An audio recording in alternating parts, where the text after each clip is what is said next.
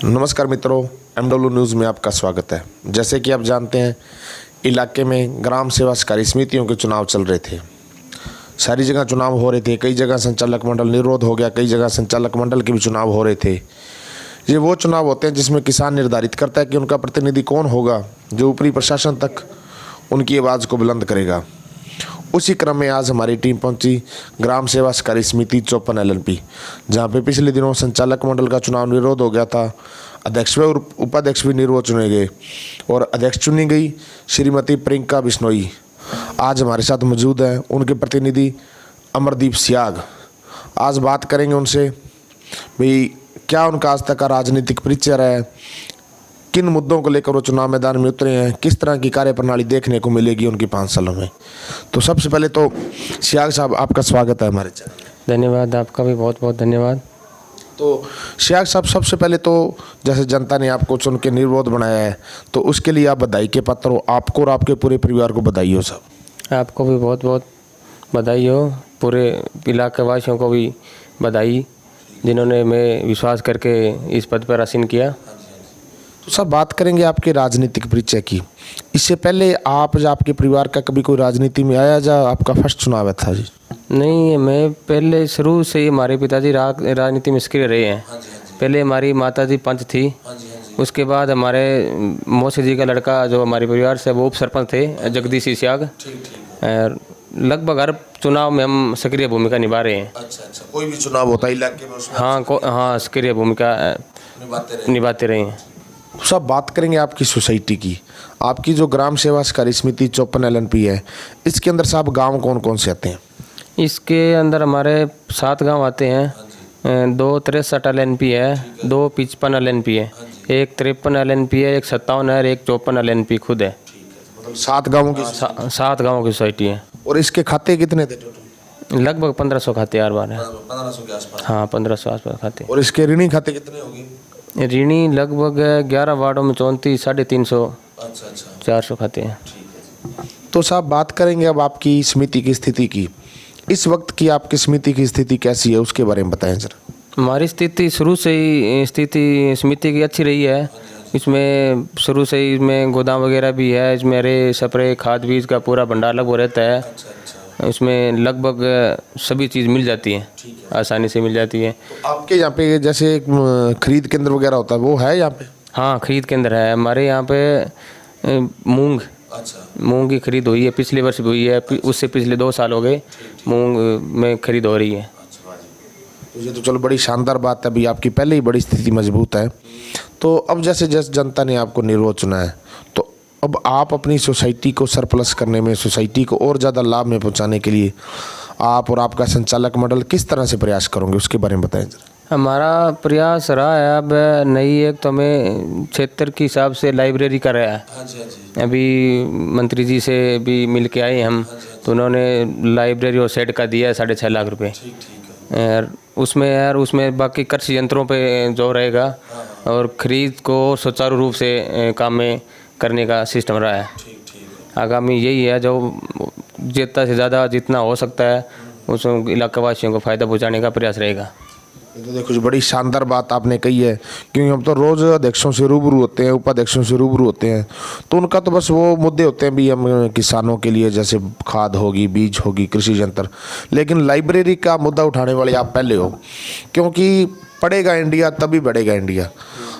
जो भी जनप्रतिनिधि जीतते हैं, उनका युवाओं के प्रति एक फ़र्ज होता है भी खुद को यूथ के सामने आइकन कैसे साबित करते हैं।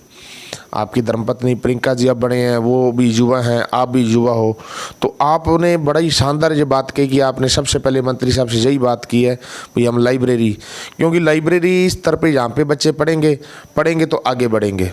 ये तो बड़ी शानदार बात है, हम आपकी सोच को सलाम करते हैं। तो अक्सर देखा जाता है भी जितने भी अध्यक्ष चुने जाते हैं, जो उपाध्यक्ष चुने जाते हैं, वो ज़्यादा नेम प्लेट के लिए चुने जाने के लिए ज़्यादा उतारू रहते हैं, क्योंकि उनको नेम प्लेट मिल जाती है, वो दरवाज़ों पे, कोठियों पे लिखा लेते हैं, कई तो स्वागी और ट्रालियों पे भी लिखा लेते हैं, लेकिन वो धरातल पे काम नहीं करते। उसके बारे में क्या कहना चाहोगे? नहीं, वो तो हर आदमी की एक अलग अलग सोच होती है। हमारा तो शुरू से ही रहा है, कभी हमने नेम प्लेट पे काम नहीं किया है। यार सोसाइटी से तो हमारे पिताजी बहुत पहले से ही जुड़े हुए हैं। उसमें क्योंकि पिछले सोसाइटी में भी हमारे 5-6 मेंबर थे, खुद के थे, जो अध्यक्ष बनाने में हमारे रोल था।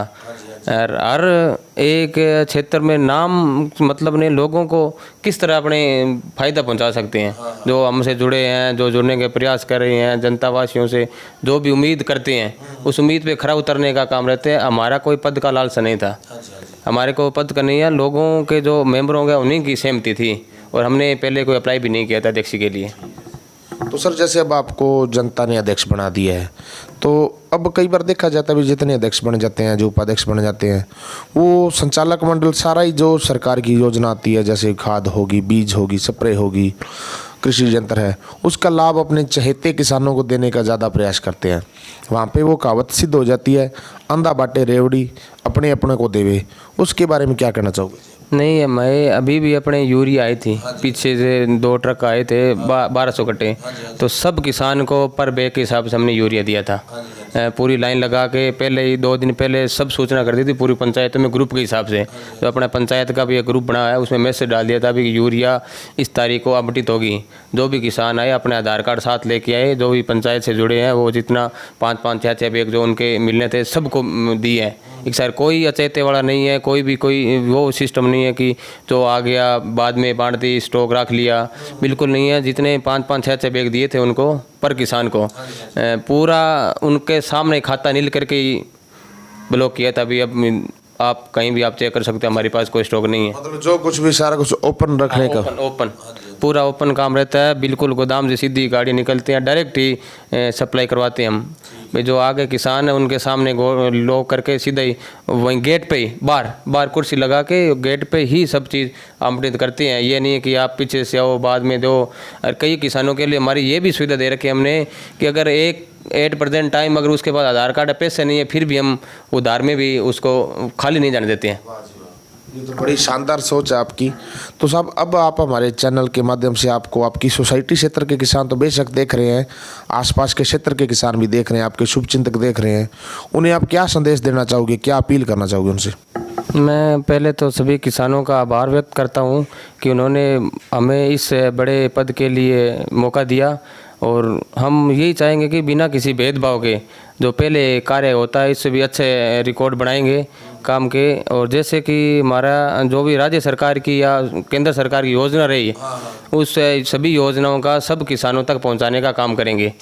और वैसे भी हमारे जो सुपरवाइजर सुरेश जी है बहादुर साहब, वो मेहनती है। उन्होंने जो उनका स्टैंड है वो बहुत ही स्पष्ट है कि हर आदमी को उन्होंने लाभ पहुंचाने का प्रयास किया है, चाहे खरीद का मामला हो चाहे किसी और समस्या हो, हर चीज़ जो अवेलेबल रहती है तो उनका पूरा प्रयास रहता है कि हम ज़्यादा से ज़्यादा किसानों को लाभ पहुंचाया जा सके। तो हम उनके भी आभारी हैं कि उनकी प्रेरणा से ही हमें राजनीति में आगे बढ़ने का जो हौसला मिला है, उसी का एक बार हम सभी का हाथ जोड़कर पुनः अभिनंदन करते हैं कि उन्होंने हमें इस पद के लिए चुना।